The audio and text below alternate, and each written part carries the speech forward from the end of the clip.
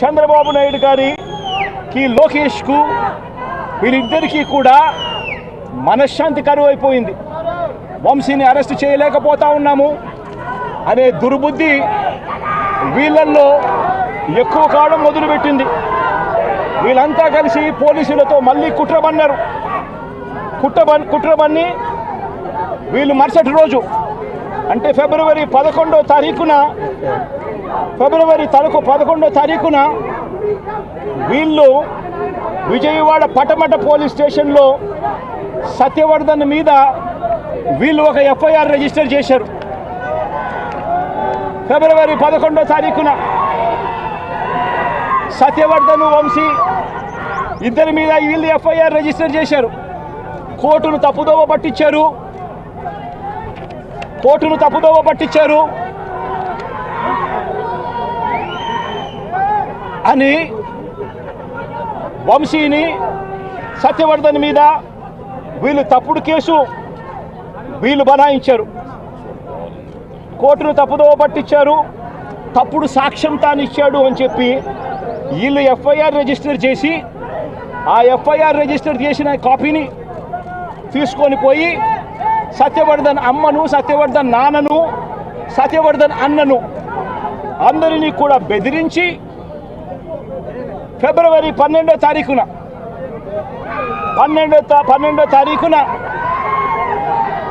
సత్యవర్ధన్ అన్న దగ్గర నుంచి ఒక తప్పుడు కేసు వాళ్ళ అన్నతో పెట్టించారు. ఏమని పెట్టించారు?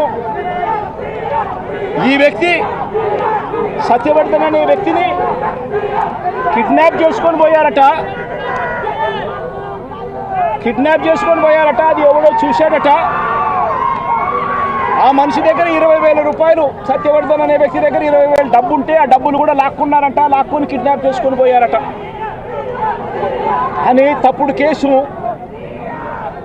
కనీసం సత్యవర్ధన్ అనే వ్యక్తితో మాట్లాడకుండా ఫిబ్రవరి 12వ తారీఖునే కేసు రిజిస్టర్ చేసి ఫిబ్రవరి 13వ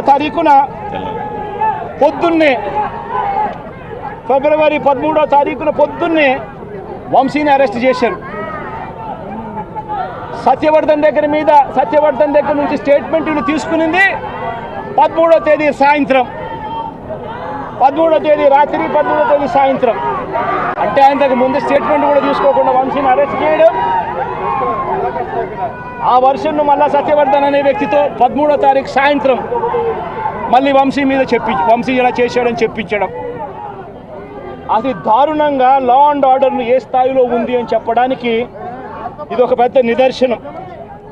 నిజంగా నేను చెప్తా ఉన్నా, ఒక మనిషి ఏదైనా తప్పు చేసిన ఆ వ్యక్తిని శిక్షిస్తే పోలీసులకు ఎవరికైనా గౌరవం ఉంటుంది. కానీ ఇవాళ జరుగుతూ ఉన్నది రాష్ట్రంలో ఏం జరుగుతూ ఉంది? నీకు నచ్చని వాడిని దొంగ సాక్ష్యాలు వీళ్ళే క్రియేట్ చేస్తూ ఉన్నారు, దొంగ కేసులు వీళ్ళే పెడతా ఉన్నారు. దొంగ సాక్ష్యాలు, దొంగ కేసులు పెట్టి ఇల్లీగల్గా మనుషులను తీసుకొని వచ్చి అరెస్ట్ చేస్తూ ఉన్నారు. అరెస్టులు చేసి నెలలు జైళ్ళల్లో పెట్టే కార్యక్రమాలు జరుగుతూ ఉంది. నిజంగా డెమోక్రసీ అన్నది ఏ స్థాయిలోకి దిగజారిపోయిందో చెప్పడానికి అందుకే వంశీ కేసు ఒక ఉదాహరణ అని చెప్తా ఉన్నా. ప్రజాస్వామ్యం నిజంగా ఏ స్థాయికి దిగజారిపోయింది అని అంటే, నిన్న కూడా చూసాం పిడుగురాళ్ళల్లో మున్సిపాలిటీకి సంబంధించి అక్కడ జరిగిన మున్సిపల్ వైస్ చైర్మన్ను ఎన్నుకునే ఎన్నిక పిడుగురాళ్ళల్లో 33 మంది ఉంటే కార్పొరేటర్లు 33 మంది వైసీపీనే గెలిచింది. మరి తెలుగుదేశం పార్టీ కార్పొరేటర్ కనీసం ఒక్కడు కూడా లేకపోతే తెలుగుదేశం పార్టీ ఏకంగా పిడుగురాళ్ళ వైస్ ప్రెసిడెన్సీ సీటు ఒక్క సభ్యుడు కూడా లేని ఆ సీటును వీళ్ళు సిగ్గు లేకుండా మేమే గెలుచుకున్నాము అని చెప్పుకుంటా ఉన్నారు అని అంటే, నిజంగా పోలీసులు అనేవాళ్ళు చంద్రబాబు నాయుడు గారి హయాంలో ఏ స్థాయికి దిగజారిపోయి ప్రజాస్వామ్యాన్ని కూలీ చేస్తూ ఉన్నారని చెప్పడానికి నిదర్శనం. తిరుపతిలో 49 సీట్లకు 48 సీట్లు వైసీపీ గెలిచింది. తెలుగుదేశం పార్టీ గెలిచింది కేవలం ఒకే ఒక్క స్థానం. అటువంటి చోట డిప్యూటీ మేయర్ పోస్టు పోలీసుల ఆధ్వర్యంలో తెలుగుదేశం పార్టీ వాళ్ళు కార్పొరేటర్లను కిడ్నాప్ చేసుకొని బస్సులో నుంచి కిడ్నాప్ చేసుకొని పోయి డిప్యూటీ మేయర్లను మేమే గెలుచుకున్నామని చెప్పి వాళ్ళు ప్రకటించుకుంటా ఉంటే పోలీసులు ఏ స్థాయికి దిగజారిపోయినారు తెలుగుదేశం హయాంలో అని చెప్పడానికి ఇంకో నిదర్శనం తుని నియోజకవర్గంలో 30 కార్పొరేటర్ల స్థానాలు 30కి 30 వైసీపీ గెలిచింది. తెలుగుదేశం పార్టీకి కనీసం ఒక్క అభ్యర్థి కూడా లేడు. మళ్ళీ అలాంటి చోట ఎన్నికలు జరిగితే అలాంటి చోట వైస్ ప్రెసిడెన్సీని వయసుని ఎన్నుకునే వైస్ చైర్మన్ ఎన్నుకునే ఎన్నిక జరిగితే వైసీపీకి ఎలాగో వైసీపీ వాళ్ళను దౌర్జన్యం చేసి తీసుకునే పరిస్థితి లేకపోయేసరికి తెలుగుదేశం పార్టీ వాళ్ళు ఎన్నికనే పోస్ట్ పోన్ చేశారు. అంటే వీళ్ళకి అనుకూలమైన వాతావరణం వచ్చేదాకా ఎన్నికలు జరపరు. కోర్టు పర్యవేక్షణలో ఉన్న కేసులకు సంబంధించిన పరిస్థితులు ఇవి. పాలకొండలో కూడా అంతే. వైసీపీకి అందులో 17 ఉంటే తెలుగుదేశం పార్టీకి కేవలం 3. మళ్ళీ అక్కడ వైస్ ప్రెసిడెన్సీ అన్నది వైసీపీకి రావాలన్నా తెలుగుదేశం పార్టీకి రావాలన్నా, కానీ వీళ్ళకి అనుకూలత వచ్చేదాకా పోస్ట్పోన్మెంట్లు. ఇలా ప్రతి సందర్భంలోనూ కూడా డెమోక్రసీని కూని చేస్తూ ఉన్నారు. పోలీసులను వీళ్ళు ఇష్టానుసారంగా వాడుకుంటా ఉన్నారు. నేను ఇవాళ ఒకటే చెప్తా ఉన్నా, ప్రతి పోలీసు వ్యక్తికి కూడా చెప్తా ఉన్నా, మీ టోపీ మీద ఉన్న 3 సింహాలకు కనిపించే ఆ సింహాలకు సెల్యూట్ కొట్టడం మొదలుపెట్టండి. తెలుగుదేశం పార్టీ నాయకులకు సెల్యూట్ కొట్టడం మొదలుపెట్టి వీళ్ళు చెప్పినట్టుగా చేయడం మొదలుపెట్టి అన్యాయాలు చేయడం మొదలు పెడితే మాత్రం ఎల్లకాలము తెలుగుదేశం పార్టీ ప్రభుత్వమే ఉండదు అని చెప్పి ఇవాళ ప్రతి అధికారికి కూడా నేను తెలియజేస్తా ఉన్నా. రేపొద్దున మళ్ళీ మా అధికారం వస్తుంది. వచ్చినప్పుడు అన్యాయం చేసిన వీళ్ళందరినీ, వీళ్ళ అధికారులందరినీ, అన్యాయం చేసిన ఈ నాయకులందరినీ కూడా బట్టలు కూడా తీసి నిలబెడతామని చెప్పి కూడా ఈ సందర్భంగా తెలియజేస్తా ఉన్నాను. ఎవడిని వదిలిపెట్టేది ఉండదు. ఇదే వంశీని అరెస్ట్ చేసేటప్పుడు సిఐ అన్నాడట, నేను 1.5 సంవత్సరంలో రిటైర్ అయిపోతాను అని చెప్పి. రిటైర్ అయిపోయినా కూడా సప్త సముద్రాల అవతల ఉన్నా కూడా మొత్తం అందరినీ కూడా పిలిపిస్తామని చెప్పి కూడా ఈ సందర్భంగా చెప్తా ఉన్నా.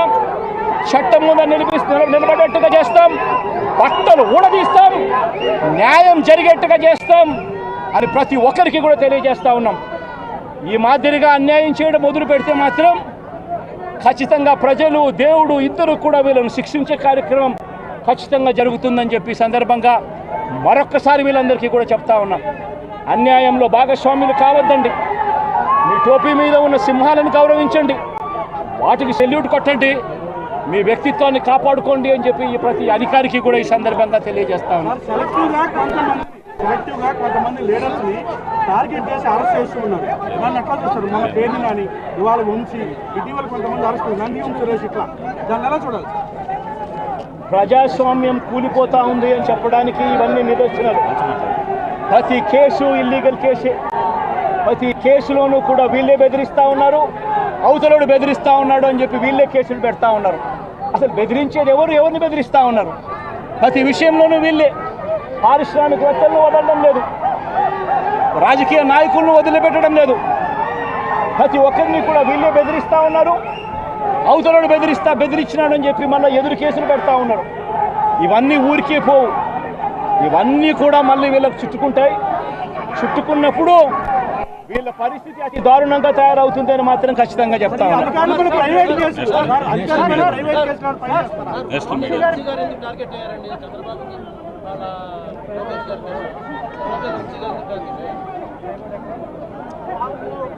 వంశీని ఎందుకు టార్గెట్ చేస్తూ ఉన్నారు అనేది చంద్రబాబు నాయుడు గారికి వంశీని చూస్తే తన సామాజిక వర్గం నుంచి ఒక వ్యక్తి ఎదుగుతున్నాడు, చంద్రబాబు నాయుడు గారి కన్నా గ్లామరస్గా ఉన్నాడు, లోకేష్ గారి కన్నా గ్లామరస్గా ఉన్నాడు, ఒక మనిషి ఎదుగుతున్నాడు అని అంటే తట్టుకోలేడు తన సామాజిక వర్గంలోనే. అందుకనే కొడాలని నేను చూసినా ఆ మనిషికి జీర్ణించుకోలేని ఆక్రోశము, వంశీని చూసినా కూడా జీర్ణించుకోలేని ఆక్రోశము. ఎందుకంటే చంద్రబాబు నాయుడు గారి కన్నా చక్కగా ఉంటారు కాబట్టి వీళ్ళిద్దరు. అవినాష్ కూడా పాపం ఎప్పుడో ఒకసారి టార్గెట్ అవుతాడు, ఎందుకంటే లోకేష్ కన్నా చక్కగా ఉన్నాడు కాబట్టి. ఇది చంద్రబాబు నాయుడు గారి మనస్తత్వం. ఆయన కొడుకు ఆ సామాజిక వర్గంలో వాళ్ళు మాత్రమే లీడర్లు. వాళ్ళకి ఎవరైనా పొరపాటున వాళ్ళకు అనుకూలంగా లేకపోతే సామాజిక వర్గం నుంచి వాళ్ళని వెలేయడము. ఇది చంద్రబాబు నాయుడు గారు, రామోజీరావు, ఆంధ్రజ్యోతి రాధాకృష్ణ, TV5 వీళ్ళు ముగ్గురు. నిజంగా ఇది ఒక మాఫియా రాజ్యం. చంద్రబాబు నాయుడు అనే వ్యక్తిని ముఖ్యమంత్రిగా చేయడం కోసం, చంద్రబాబు నాయుడు అనే వ్యక్తికి ఓట్లు వేయించడం కోసం ఒక మాఫియా సామ్రాజ్యం వీళ్ళంతా. ఆ మాఫియా సామ్రాజ్యంలో ఎవరైనా చంద్రబాబు నాయుడు గారికి వ్యతిరేకంగా వాళ్ళ సామాజిక వర్గంలో ఈ అవినాష్ కానీ, నాని కానీ, వంశీ కానీ ఇలాంటి వాళ్ళు ఎవరైనా నిలబడితే, పాప మా శంకర్రావు కానీ, మా బ్రహ్మనాయుడు కానీ ఇటువంటి వాళ్ళు ఎవరైనా నిలబడితే అంతే, వాళ్ళ సామాజిక వర్గంలో తప్పు పుట్టారు, వాళ్ళ అన్యాయస్తులు అని వాళ్ళ మీద తప్పుడు కేసులు పెట్టడం, వాళ్ళ మీద ఇల్లీగల్ అరెస్టులు చేయించడం, వాళ్ళ మీద బురద జల్లడం, వాళ్ళని ట్రోల్ చేయించడము, ఇవన్నీ కూడా చంద్రబాబు నాయుడు గారి నైజం, లోకేష్ గారి నైజం చూపిస్తుంది. ఇవన్నీ కూడా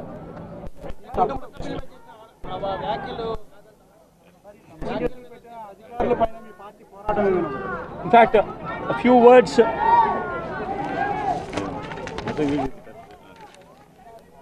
for the national media. Right సపరేట్గా ఉన్నారు.